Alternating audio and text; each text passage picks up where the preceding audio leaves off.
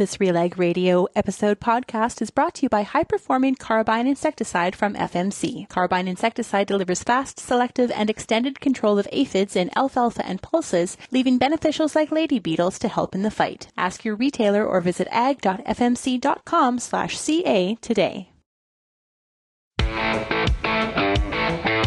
It's time for RealAg Radio on Rural Radio Channel 147 on Sirius XM.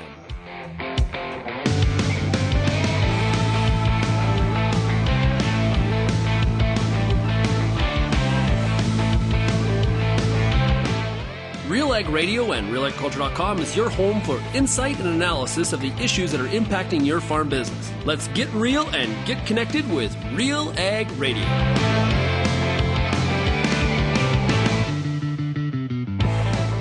And welcome to RealAg Radio here on Rural Radio 147, Sirius XM. Shaun Haney, your host here on this Wednesday midweek edition of the show. Thanks so much, everybody, for making RealAg Radio and Rural Radio 147 a big part of your workday.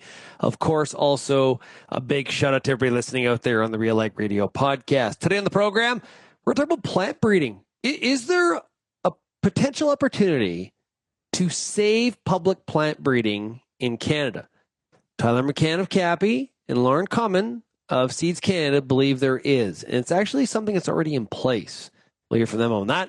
We're also going to talk about continuity planning, farm transition stuff with Derryn Shrosbree of 33.7. He was on the show a couple weeks ago and had a lot of great feedback on his appearance. And so we're going to talk to Derryn a little bit more here in the coming weeks. Today is part one of a 7-part series we'll be doing with Derryn. And then we'll also talk to the new executive director with Ag in the Classroom Canada's Denise Schmidt, who will be with us here today as well. Now, if you have any feedback on today's program, send me an email, shaney@realagriculture.com, or, of course, call the RealAg feedback line, 855-776-6147. Just a note, I know today is Liberation Day, as President Trump calls it. It's a big tariff day. We have no tariff talk because of travel. I'm recording this on Tuesday night, so I don't even know what's happened yet. So I'll fill you in maybe potentially as we return later on in the week. Let's take a break. When we come back, we're going to talk to Tyler McCann of CAPI and Comin of Seeds Canada about the future of public plant breeding in Canada.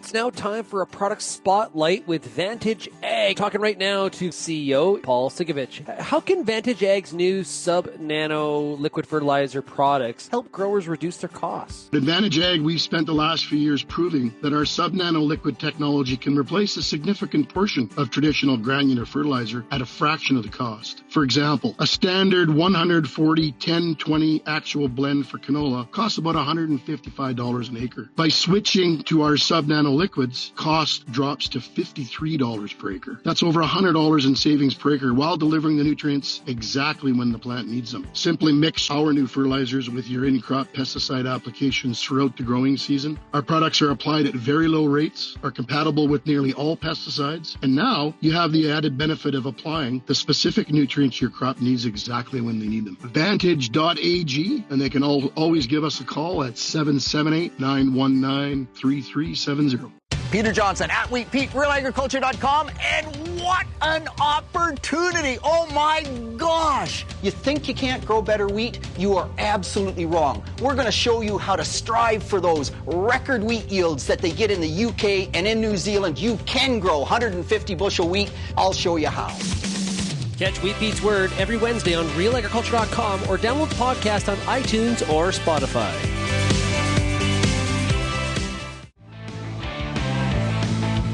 And welcome back to RealAg Radio. Thanks a lot for joining us here today. Hey, don't put your yield at risk. Put your trust in proven solutions. Anvil Nitrogen Stabilizer, Super U Premium Fertilizer, and Tribune Nitrogen Stabilizer from Koch Agronomic Services. These products offer higher active ingredient concentrations imitator brands cannot match. See the difference at defendyourn.ca. Okay, let's talk about a topic that nobody has any opinion about. That was sarcasm. It is, how do we fund variety development going forward? Well, we're going to chat about it with two very familiar names here on RealAg Radio. Up first, we've got Comin, who is Director of Policy with Seeds Canada. Lauren, it's great to chat with you. Great to chat with you as well, Shaun. And we've also got here the managing director of CAPI. You hear him all the time on the Friday show. It is Tyler McCann. Tyler, how are we doing? I'm doing well, Shaun. Great to be talking about plant breeding with you today. Yeah, and I was saying there are some pretty strong opinions when it comes to the future. Well, the current state of plant breeding in the country, but also what does the future look like? And obviously, we don't know our political future, which is a variable on this topic indeed, but shouldn't stop us from sort of pondering what the future could look like, especially for our public plant breeding institution or system, and how that works in combination or in competition, depending on how you look at it, with the private sector. So, Lauren, we've got an opinion column that the two of you co-wrote talking about this topic. I guess set the stage for us and how we should be thinking about it. So it's hard for me to be brief at the best of times, especially for a subject where, I've been so focused on for over a decade, but try to give the Coles notes here. We have a crisis that's been brewing in terms of variety development and plant breeding in Canada, especially of small grains, cereals, pulses, etc. And, it's been discussed for several decades now, and we've had ebbs and flows, and there's sort of been peaks in terms of the crisis level, but we haven't really come to a resolution in those decades, and now we're at a point where we're really starting to see some of the changes that have been made have an impact in the number of varieties that farmers are seeing, and the quality of those varieties. We're having, a government that's had its budgets reduced a number of times, and, we have political uncertainty right now. We don't know which party will form government in just under a month here. And depending on which party, and I think regardless of the party, we're going to see cuts. And how big are those cuts going to be? And looking at all the priorities that the government has and everything that's been going on in the world over the last 5 years and everything that's going on today, it's really difficult to see public plant breeding funding being a priority for this government. And certainly, not just the funding, but the actual action of doing the research, the performance of the research. So we're sort of at a point here where the industry together, so that's farmers, that's AAFC, that's all of the actors in the breeding sector and private industry, need to come together to figure out how we're going to move forward. And it's gotten to the point, I would say, where it's urgent. And a lot of the things that have been done, policies that have been taken in recent years, have not necessarily been conducive to getting us to the place where we need to be to safeguard plant breeding in Canada. And so what I'm kind of hearing here is we have two things happening. We have let's just cereals. In cereals, we have low certified seed use. We and around say 20%, 18-20%, depending. And it depends by crop type. It can year to year, but let's just say 20% for easy math. And we've got cutbacks happening in the federal government side to the breeding programs. Plus, on top of that, we've had, when I say we, I mean just the country as a whole, as a stakeholder, has a hard time recruiting, securing private investment to come into this market. One, low certified seed use, and not exactly a way to, like a path to a profitable program. And so if you don't have profits, it's hard to attract private investment. Is that kind of the summation of those two things working against each other? Yes, so absolutely. So in a lot of jurisdictions, they do have a healthy private sector. And the reason we don't have that in Canada, well, there's several reasons. The first is we have this dominant public sector that is competing and takes up the majority of market share, again, depending on crop, depending on class. But our intellectual property legislation is also considered very weak in comparison to similar, competitive jurisdictions. And that is because while we do have the ability to collect for rights holders to collect royalties on the use of farm-safe seed, that's not enshrined in our legislation. So there's no requirement for farmers to remit remuneration for farm-safe seed use. And our ability, the private sector's ability to enforce is also very, very weak.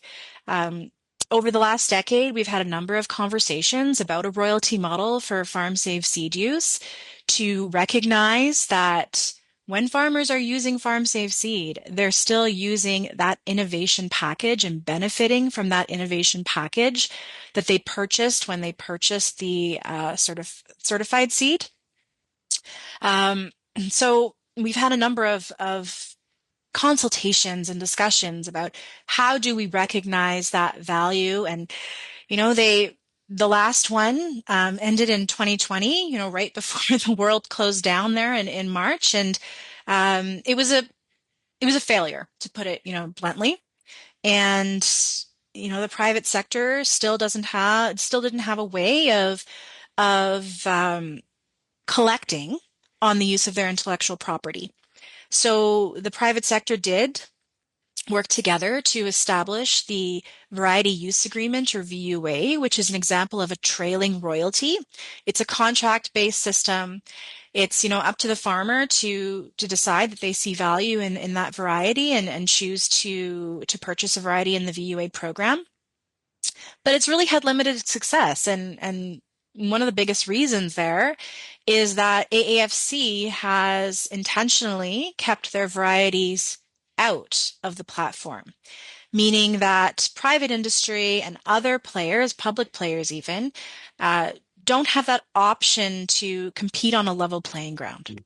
No, Tyler, I think I have a pretty good read on the audience there, and some are going to be very supportive of what is being suggested here needs to change.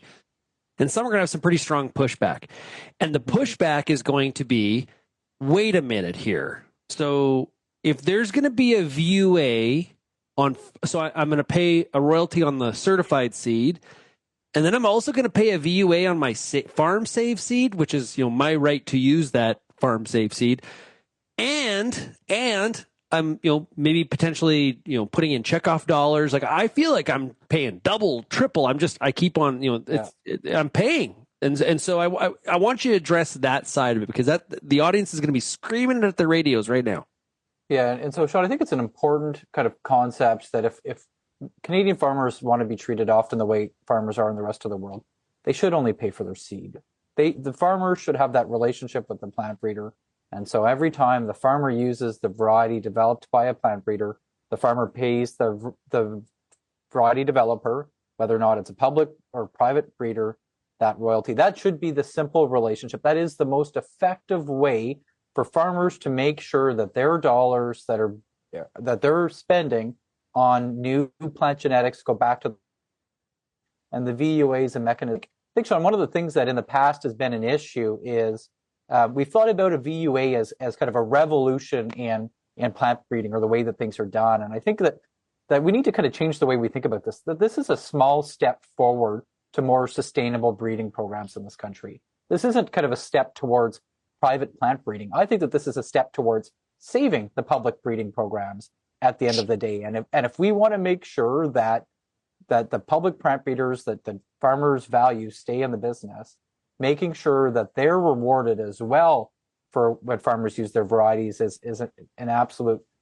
piece of that and core of that. And at the end of the day, if that means that some of those checkoff dollars that are going into plant breeding today can go into things like agronomic research or other value-added use, that's really something that we should be rewarding and encouraging. And Lauren talked about this crisis in plant breeding. I don't think it's just a crisis in plant breeding. The more work that we do on R&D in Canada, the clearer it comes across the innovation continuum, from that basic research to applied research, commercialization, and development. We are struggling in this country, and so we need to find better ways to make sure that that innovation work, that R&D, is rewarded. And I think a VUA is a simple, effective way for farmers to do that for those that are developing the varieties, whether they're public or private at the end of the day. Continue our conversation with Tyler McCann and Lauren Comin. But first, I want to tell you about Field Heroes. Powered by the Western Grains Research Foundation, whether you're a farmer, researcher, or educator, visit fieldheroes.ca to learn how beneficial insects can work for you. We'll be back on Real Ag Radio, Rural Radio 147, right after this. If you grow soy or edible beans in Ontario, you know that Sclerotinia white mold is no joke. Yield loss can be devastating, and timing fungicides can be complicated, but did you know there's a new seed treatment that can help mitigate yield loss? Start the year off with your best foot forward against disease. Ask your seed supplier or local Agrimart group to pre-treat your beans with Heads Up. Part of a complete white mold management plan, ask your seed dealer about Heads Up today or visit headsupst.com. Get all the information you need to keep your pulse crop healthy and profitable with the Pulse School on RealAgriculture.com. The Pulse School is a free YouTube video series covering agronomy, research, and more across a host of different pulse crops. It's also available as an audio podcast wherever you download or stream your favorite podcast. Check us out on YouTube or visit RealAgriculture.com. The Pulse School, brought to you by BSF Canada.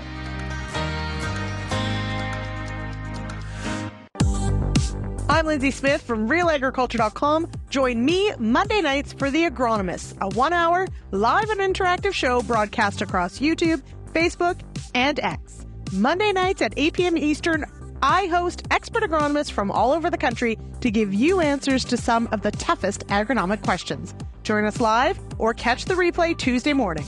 That's The Agronomists with me, Lindsay Smith, Monday nights live at 8 p.m. Eastern.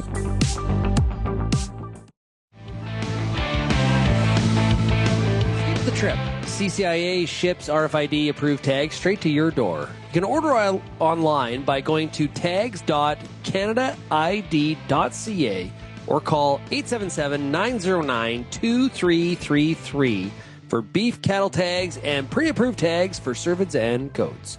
Let's continue the conversation with Tyler McCann of CAPI and Lauren Comin of Seeds Canada. Okay, so you're suggesting that a VUA, no matter how, on the use of that seed throughout the years, could potentially save public plant breeding. I can get my head wrapped around that. That makes some sense to me. Again, I'll be devil's advocate. If public plant breeding needed saving, why hasn't public plant breeding said, hey, VUA, perfect, here's a system I can use, and they went a different direction? But are you trying to solve a problem that doesn't exist? I think that the governments have certainly looked at this over years, and but they're also sensitive to the broader political environment and the pushback. And we know that Lauren talked about kind of the failed exercise in 2020. That did not end well. And I think it made everybody that's involved in this topic very shy. And again, my disclosure is at that time, I was working in part at Seeds Canada. Lauren was working for Alberta Wheat at the time on the producer side of this. I think it gives us a pretty good perspective on all of the different sides of this and how this plays out. And so we saw that experience end badly for everybody that's involved. We saw Ag Canada pull back. But I think let's be honest, I think those that are trying to run those breeding programs inside Agriculture Canada will be the biggest winners of this if we move forward with it today. They're the ones that need the resources invested back in their breeding programs in ways that's not happening today. Is this suggestion, are these monies on top of what crop commissions are already putting into the programs? Lauren or Tyler?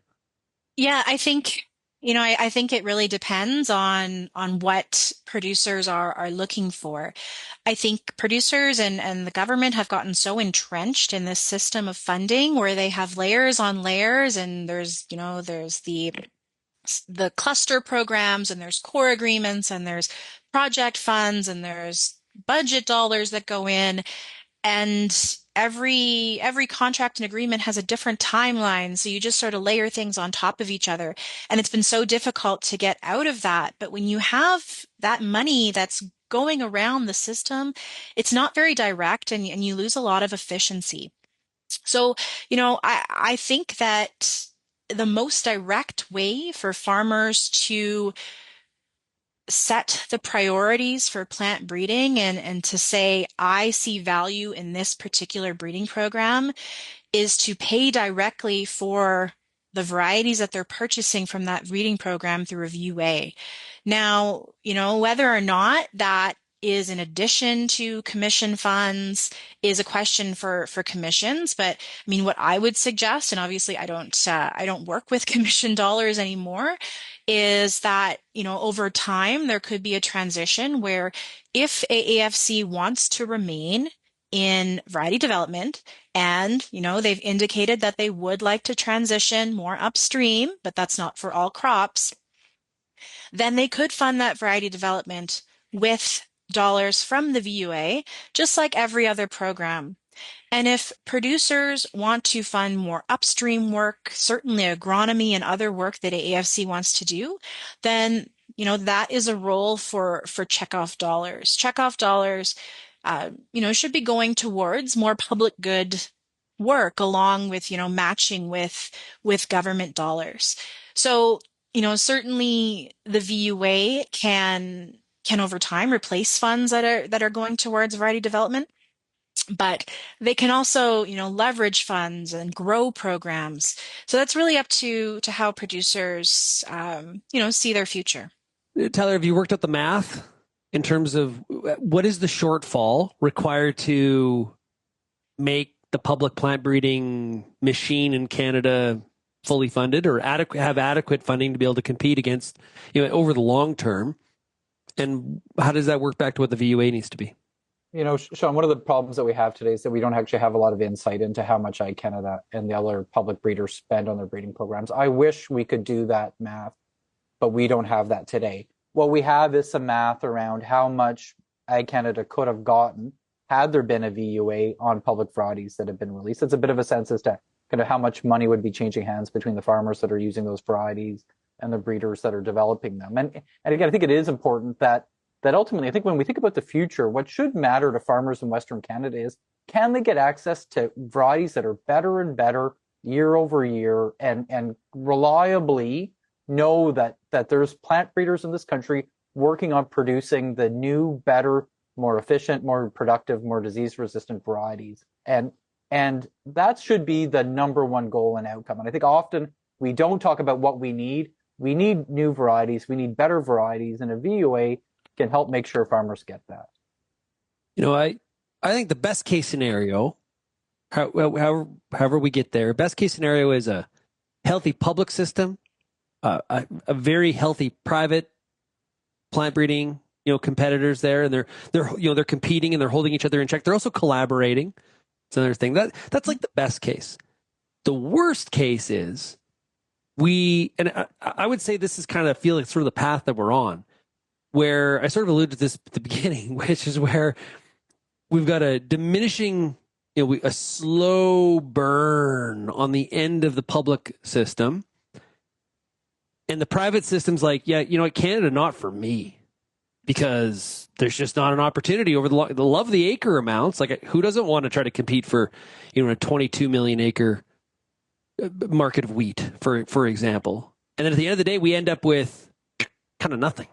That's the worst case scenario, Lauren. Mm-hmm. Yeah. And I mean, despite the fact that AAFC has been saying for over 10 years and has included it in their science strategy that they want to build capacity in the private sector, we are so dangerously close to that point where we have no private breeding, especially in cereals in Canada. And I don't know if everyone realizes just how close we are to having absolutely no capacity.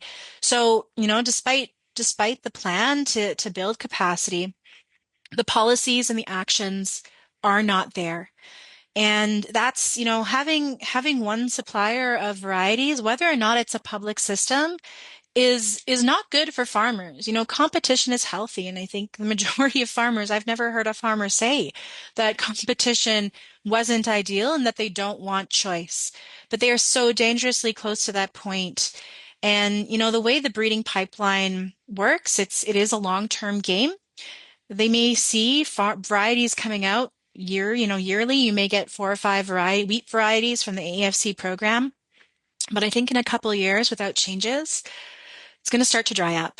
Yeah. You don't see the impact for a few years later, just because of the way that long-term pipeline works. Hey, Tyler, final thoughts. Yeah, it's important to understand that Ag Canada is still in the wheat breeding game, but it is pulled out of others, right? Like, this is not some false emergency that's kind of made up in our minds. If you look at the footprint that Ag Canada's got, it is shrinking. We know that happens, and we think that the VUA is a small step forward to a more sustainable future for plant breeding in Canada. Well, fascinating discussion. I really want to hear from the audience. What are your thoughts? Good, bad? Maybe you're in the middle on this one.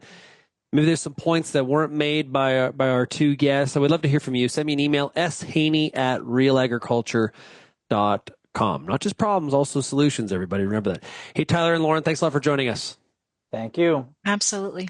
And you can find that column by going to realagriculture.com. Great stuff. Hey, delivering reliable agricultural lab testing for your crop, soil, feed, water, and seed. SGS is uniquely positioned, ready to elevate your business in Canada and the United States.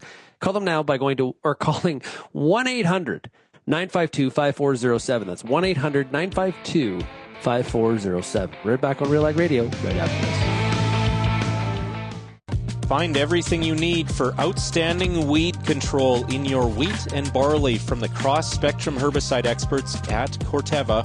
Corteva is proud to offer a wide selection of cross-spectrum herbicides for maximum convenience, effective resistance management, and customized control of your toughest grassy and broadleaf weeds.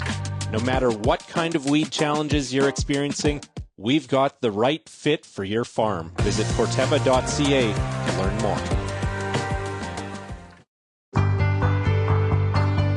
It's summertime, and you've got a lot of important decisions to make when it comes to your corn crop. Let the Corn School on RealAgriculture.com help guide you through those big decisions with input from leading experts in the field. If it's spray timing, disease identification, or any other field issue, the Corn School's got you covered. The Corn School on RealAgriculture.com, brought to you by BASF and Pride Seeds.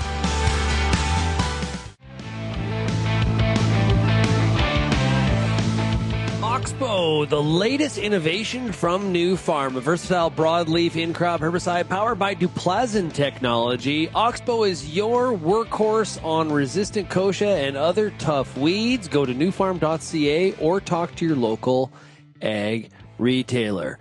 Well, we heard from him a couple weeks ago. We're going to talk to Derryn Shrosbree, who is the CEO and founder of 33/7, doing a lot of work in the area of farm transition space. And they focus a lot on continuity planning, as Derryn talked about. We had so much great feedback on Derryn's appearance here on RealAg Radio, and people really intrigued by some of the stuff that he does and his attitude and just the angle which he approaches farm transition planning. Is what we're doing is we're setting up a new series, and this is looking at continuity planning and looking at the 7 steps of it. Let's talk about succession planning, farm transition, however you want to phrase that. We're joined right now by the CEO and founder of 33/7. It is Derryn Shrosbree. Derryn, how are we doing? Very good, thanks. Sean, how are you? Pretty good. Okay, we're going to series here on RealAg Radio, kind of working through your 3 stages or steps or this process of continuity planning. I guess off the top, though, why do you see farm transition as still such a big challenge? We've got a lot of education out there, a lot of people working in this space, yet we hear more about the challenges than some of the successes.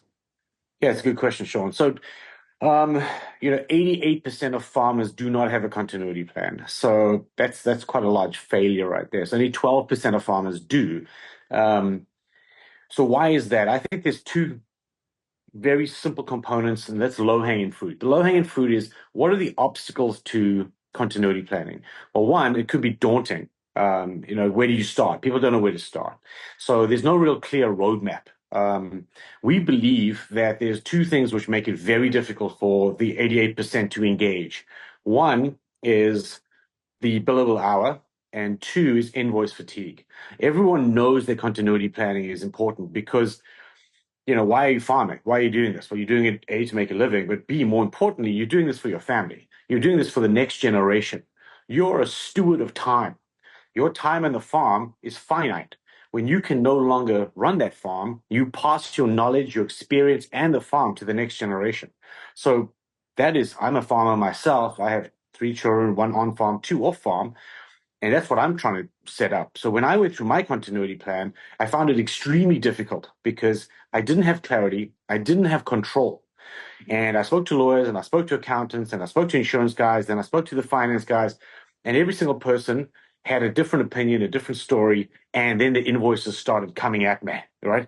Yeah. And I'm like, so I'm teaching them about my family, my farm, and I have to pay them to listen, which I find interesting. But yes, they have to support their families and all, but it didn't help me. And I had no clarity, no control, and a pile of invoices. So I think the 88% of farmers, they try, but they give up, right? So it's not on the farmer that hasn't given it a shot. It's on the professional services teams that are not listening and not putting out a roadmap that makes sense in farmer speak. Like, I speak farmer because I am a farmer, right? So we try to make things really, really simple and just educate. We're just here to educate on the 7 major steps that farmers sort of go through to get their continuity planning off the ground. Well, we had you before on RealAg Radio here, and we talked about those 7 steps. And what we're going to do is we're going to go through these 7 steps in a lot more detail, because I think there's some really critical things that, questions that people have to answer for themselves, like before you can get to that next stage in the process. And we need to be process oriented, not just outcome focused. The successful succession plan or transition plan, you increase the probability of it happening if you follow kind of a 7-step process like this. So yeah, it definitely, you hit the nail on the head. It is 100% process driven. Just like farming, you don't just throw a seed in the ground. There's months of prep. You've got to get your inputs right. You've got to get the correct seed, the correct fertilizer. You've got to get the agronomist to take a looky-loo at the soil, et cetera, et cetera. Like, there's a lot of prep around it, and it's all process-based. So yes, we have to start at the beginning and then build the plan according to a process that is, like paint by numbers, like just 1, 2, 3, 4, and so on and so forth until you get to the end. The nice thing about going through a process, Shaun, is that you get the clarity and control from step 1 to step 2. You're like, okay, I've made progress. I get it. Then you get that little bit of confidence. And then you go step 2 to 3. I get it. I understand why I'm doing this, and I can build on my past decisions, right? Pretty much like farming and experience. The first time you farmed, first year, probably weren't that good at it. I sucked at it, right? But after 17 years, I can kind of grow vegetables, right? So you need to build on that experience slowly over time, right? Yeah, well put. Okay, so step number 1, the big question you got to ask yourself, and I know this is diving in right off the hop, because a lot of farmers don't like to talk about money. What is my farm worth? Why is that an important question? Yeah, so it's what is the farm worth and what is the enterprise worth? So as you know, a lot of farmers have, got quota, you've got acreage, then you've got rented acreage, then you've got actively farmed acreage. Some people have an ice cream shop, some people have agritourism, some people build roof trusses, have grain haulage, et cetera, et cetera. So the enterprise is worth a certain amount. Easy math. Let's just say the enterprise is worth $10 million, right? So we need to know the value of the enterprise first. That's the starting point. It's like, what are we working with? What we got? So whether you're worth 10 million or 100 million, whatever the case may be, we need that number. How do we get to that number? Well, the number is, you can either send all your financial instruments, which is your corporation documents, you file taxes, NOA, T1s, yada, yada, yada, yada. You send that over, and then we put that into our calculator, and we come up with a number. There's your number. It's the enterprise value, right? So let's say in this example, it's $10 million. That's good. Now we know what we're working with. The second thing is, now we have to dissect the number into 2 pieces. This is very important. What is exempt from tax and what is taxable, right? So the tax exempt part is quota. You can pass it down with no tax. Actively owned and worked farmland, acreage, you can pass that down. But then it gets even more nuanced. Is that acreage personally owned, or is it owned in a corporation? Right? And there's tax nuances on that. But let's not go too deep into that right now. We'll unpack that later. So let's just say your enterprise value is $10 million, right? Let's say $5 million of that is tax exempt, so quota acreage and on-farm stuff, right? Combines and bits and bobs, right? And $5 million is taxable. Let's say you own a non-related business on the farm. Let's just use an ice cream shop, a creamery. Let's say you have a creamery, but you're not a dairy farm. Let's say you do broadleaf agriculture, but you have a creamery. That makes ice cream. That's taxable. That's taxable at your highest level. So if the dairy creamery is worth if the creamery is worth $5 million, that's going to be taxed at minimum 25%. So that's about $1.25 million of tax. So what we've done is we've realized, okay, enterprise value, split, exempt, non-exempt. Now we're starting to get a little deeper into the weeds of what you got, how much is it worth, and where is the legacy and where is the liability, right? So we can point to these two numbers. Legacy is quota acreage that goes down to your on-farm children. The liability is, now we have to start answering questions. Let's just say easy math in this example, 10 goes to 5, and then the tax on that is $1 million, easy math. That $1 million is a liability. Now you've got to say, okay, does the farm have $1 million in their checking account to pay the bill if you die tomorrow? Most farmers don't have $1 million sitting in a checking account for tax purposes. I know I don't. If I had $1 million, I would definitely go and buy more glass and put up more raised beds. So anyway, so that liability, we now need, so we've granulated it, we've quantified it, and we've pointed to where it resides, right? So we know where the legacy is, we know where the liability is, we know how much it is and where it resides. Let's say it's on generation 1 dad farmer, just to be stereotypical, but let's pop that in there. That's $1 million. If dad dies today, the farm needs to pay $1 million tax bill. Let's pause there. This is very dangerous and very, very tricky because with 88% of farmers not having a plan, with according to FCC, $600 billion of net worth will transfer from high generation to the next generation, which is kind of like yours and my generation, sort of the 50-year-olds, right? 600 billion will transfer within the next 8 to 10 years. So 88% of 600 billion is a big number. That's a lot of people that don't have a plan. So coming back to that $1 million, if you don't have a plan to pay that, Yellowstone put it in the best words. The West was won by horses and cattle and will be lost by death and taxes. That's a great quote from Yellowstone, right? Yeah. Okay. Because do we need to have that valuation done by a professional evaluator, or is this something we can ballpark? What's your thoughts there? Very good question. Yes, absolutely. So there's two ways we can do this. You can go to a professional evaluator, like we can do it professionally for you from a certified professional business evaluator that has a stamp, and he'll get you to the penny, right? So that's a process, pretty simple, pretty quick, and we absorb the cost on that. It doesn't cost you a dime. You would do that for two purposes. One, if you wanted to go get financing. Two, if you wanted to, get really, really intentional on your continuity planning. So that costs it can cost between $5,000 to $10,000 to get that done. But once again, there's no invoice fatigue and no billable hour because we absorb that and we can get you that exact number. That's option one. Option two, we can do internal calculations, which is pretty simple and pretty quick, costs nothing, and get you about 90% of the way there. So you can either get a pure business valuation for borrowing money, buying insurance, exactly what you need, or we can ballpark it. So you can choose either or. No skin of, I've got skin in the game all the way through, but no skin of my nose. If you want to on the penny, we can do that. If you want a 90%, we can do that as well. It's up to you. Yeah. Is there anything else in what your farm is worth, Derryn, in this category that we need to make sure we hit on? So now we want to talk about, the mathematics. What we do is very easy because math is easy. It's either right or wrong. The soft stuff is hard. So generally what we're doing now is as farm values have increased and land values have increased, a lot of people that were not interested in farming and didn't care about farming, they live in the city or whatever the case may be, all of a sudden look up and go, oh, hang on a sec. Dad's farm is worth $100 million.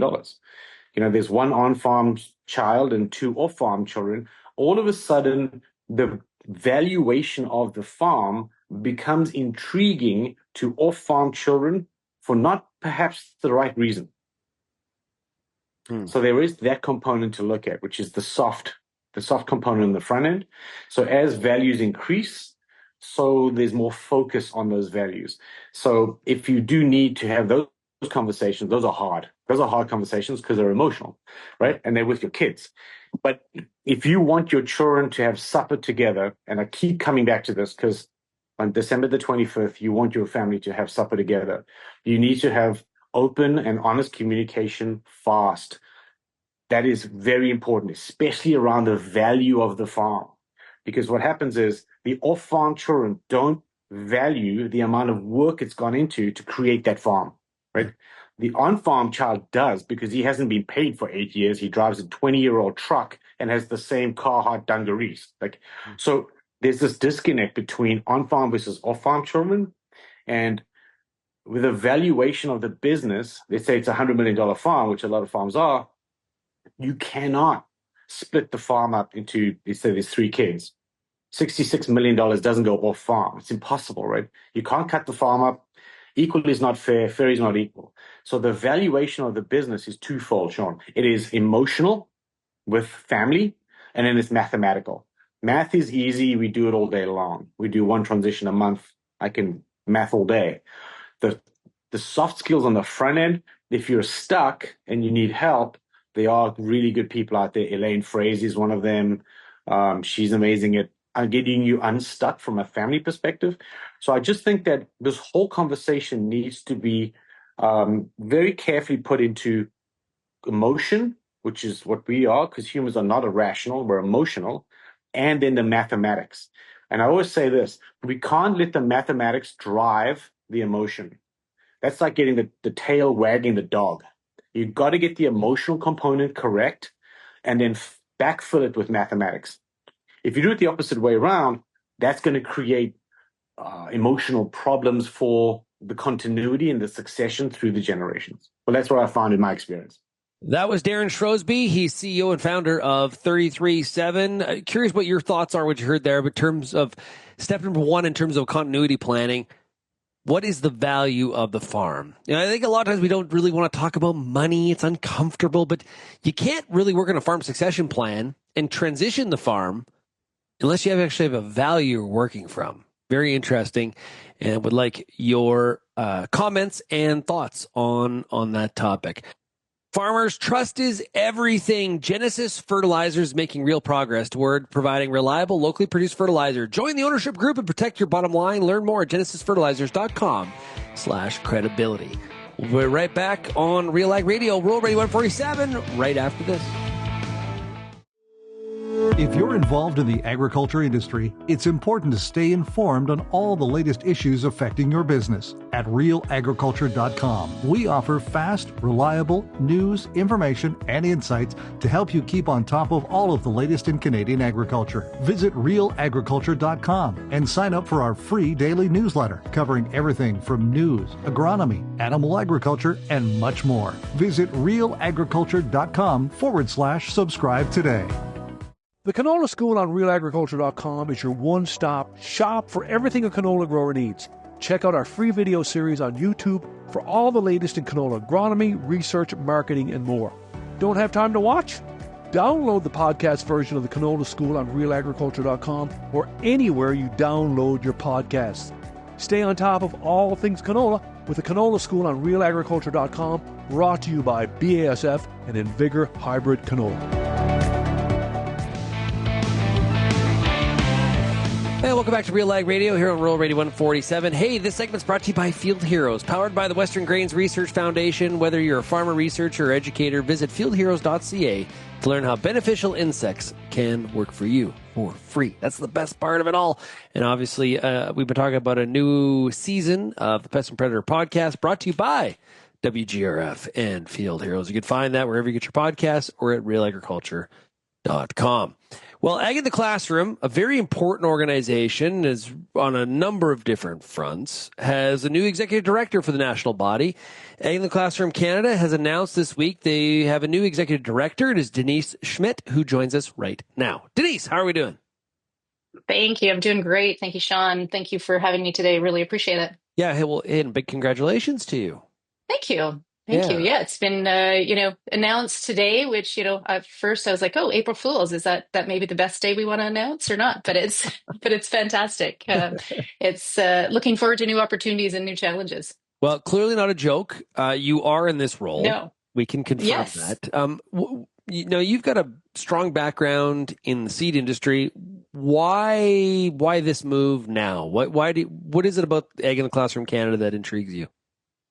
Yeah, I think, I've always been a supporter of Egg in the Classroom Canada and all the, different provincial bodies wherever I have been and where my travels have taken me in different careers. I think I'm at a part in my career now where I'm really looking is what can I change and how can I make a contribution to ag and how can I make a contribution to the ag industry? Those that know me, I'm the one that sits at the table and tries to bring everyone together and create collaboration and try and determine, how we can do things better for the industry as a whole. And agriculture literacy is that piece where, from a personal perspective, it's just so important in my mind for the future of agriculture and for the future of our industry and for our future generations. How do we look at, engaging the youth and how do we bring that into agriculture and how do we engage the ag industry to engage with that youth so that we have a long-term feasible food system and the people that work in that system. So that really is kind of my passion in the background that I, now have the opportunity to be part of an organization that supports provincial organizations that gets to bring this to them every day. So it's very exciting, and I'm really excited to be here. Well, yeah, that's awesome. There is lots to be excited about. Week one, so you're just kind of dipping your toe in the water, so to speak. But you betcha. What are the major priorities, challenges, things that you're going to be wrapping your arms around very quickly here? Yeah, I think it's a great question in that we really, as a national association, are here to support provincial organizations and really get that outreach broader than the provincial organizations can do. Obviously, working with the government on a federal basis, but also trying to support them and say, how can we create programs that really can have a national reach to really support what they're doing and support teachers, support educators, and then support the provincial organizations. So, a lot of what we will focus on is really what are those resources that we can help from a national level? How can I engage industry at a national level and across Canada, not just in each province? Because a lot of times we focus just at provincial, it's because we live in a province and we're very passionate about what goes on there for agriculture. But we need to look at the food system as a whole. What does that look like as a whole? Because so many of us kind of focus just in our little area, but how do we engage across all of that? So I think, that's something that we work on. We've been having some fantastic priorities. Ag in the Classroom Canada has gotten, Think Ag that has been very strong over the last couple of years, where they're looking about what does careers look like in agriculture? How do we support that? Well, how do we really have career fairs? What does that look like? Because a lot of people, youth, when you think about ag, they think about agronomists, they think about farmers. They never think about somebody like you, right? You've created a niche in ag as a career, as a journalist. And, how do we focus on what that could be for youth in agriculture and what that could look like? So you don't have to, have grown up in ag like many of us have. It's how can we focus on those? So those priorities will continue. As you say, I've been here a week, so I'm not about to say these are what will change. This will be. It's really to support. We have some fantastic provincial organizations across the country, and how do I help enable them to do the job that they need to do, and what can I do to make their jobs easier as we look forward?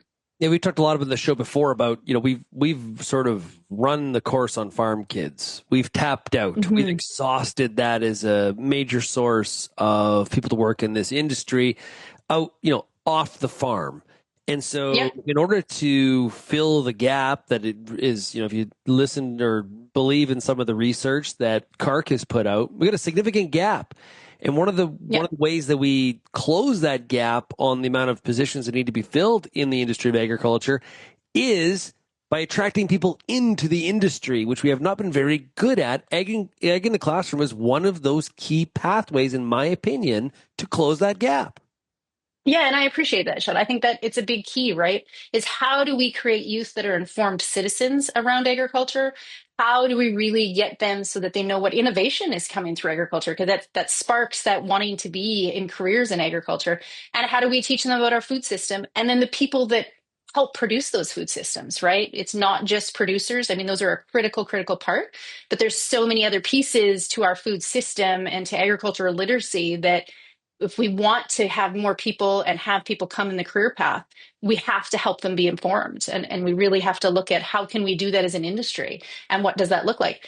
And I think when people say the word ag industry, they think, about what we are as our traditional people that have been in the ag industry, right? They think about the traditional companies that have been there from, you just talk about pesticides and chemicals and fertilizers.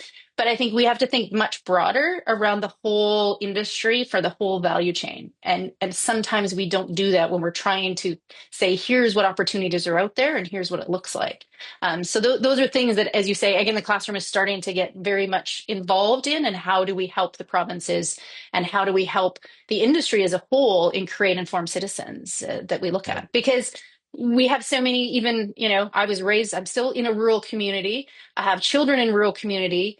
But it is amazing to me how so many, even in rural communities, we think they know about agriculture, but there's still major, major gaps there. They know what they see a little bit, but not everything. And they couldn't tell you, that we produce produce in certain provinces and we do things like that. So those gaps need to be closed. Let's be honest. There's gaps for people that are working in the industry on a daily basis. So absolutely, let's not absolutely. judge what others don't know, because even inside this tent, there's a lot of people running around that don't have all the answers or the information either. And another key component here as well is we have more and more people, multiple generations away from the farm. Yeah, for sure. The classroom is an opportunity for people to touch and feel and have maybe that first exposure to food production. And that's another key component of this program. Yeah, absolutely. I think those are keys, right? We do have obviously just finished March, which is what we call our COM March, which is, our Agricultural Literacy Month, and we try and get into the classrooms. We support all the provinces that do that. And I think so many people, that's your first experience, right? You get to see that in the classroom, and you get teachers that get to feel of what it is to have agriculture and what that entails. And I think that's still a big piece as we go forward is how do we do that on a bigger scale? We're touching thousands and thousands of students, but the reality is you say that we still have thousands and thousands more students and teachers and schools that we need to be in, and more volunteers that we need to get in front of to say, everyone thinks it's the traditional, someone who's in the seed industry, someone who's, working with dirt that needs to be there to volunteer. But it's the bankers, it's the journalists, it's all of these that need to say, this is how I contribute to our food system. This is what I do. And we're not, as you say, we've not been that great at that. We tend to have a very small blinders on when it comes to that. Is the organization getting the financial support it needs, Denise? Or is that one of is fundraising and trying Yes, fundraising. Yeah, that's a great question. Fundraising is one of my biggest, will be my biggest jobs as any non-profit organization right now. The funding from a federal perspective is a challenge, right? We see funding getting cut. Today is the first day of our new fiscal year, so I'm coming in at a perfect time. We will continue to work with the federal government, and we will continue to try and get more funding. But another big part of it will be looking to funding from in the industry and from outside the industry. What does that look like? And, I'm poised, my network, my connection, my years in the industry throughout the value chain. I'm fortunate enough to have a fairly large network. And so I'll be looking for other opportunities and how do we do that and unique ways, not necessarily the traditional ways. And what does that look like? So it's a big part of the role going forward, and I'm hitting the ground running and sprinting. So we'll be working on that extensively. Great stuff. Well, Denise, congratulations on the new role, and wish you all the best there at Ag in the Classroom Canada. And thanks a lot for joining us here today. Thank you so much, Shaun. If you have any feedback on today's program, we'd love to hear from you. Send me an email, shaney@realagriculture.com, or of course, you can always call that Real Ag feedback line, 855-776-6147. Thanks a lot, everybody, for getting real and getting connected with Real Ag Radio. We'll chat again tomorrow. Cheers, everybody. Thank you for downloading this RealAg Radio episode, brought to you by hard-performing carbine insecticide from FMC. Carbine insecticide hits aphids hard with effective, selective, extended control. It also has activity on lygus and tarnished plant bugs. Ask your retailer or visit ag.fmc.com/CA today.